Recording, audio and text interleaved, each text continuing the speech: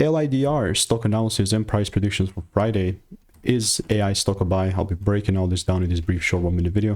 It is the only guy in this space with an actual track record of 44,000 videos documented all throughout 5 years, all on my YouTube channel. I've been documenting what's working and what's not. No one else come even close. I got this long, which I moved to the side because it was in the way, which was looking something a little like this. But you know, it was beautiful delivery that I called out. I'm looking for the same thing, but now, you know, it must give me a shift and a double break. So I just hope I see a full candle close above this 404 level, and then if that happens, Gucci, right? If it doesn't, then I'm not gonna buy.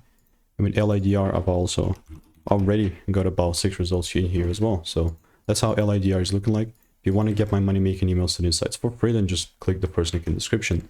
That's that. And yeah, ultimately this is where we're sitting at. So let me know what is your opinion. If you have any questions, comments, and off limits to you, you can also find the free source first link below. Goodbye.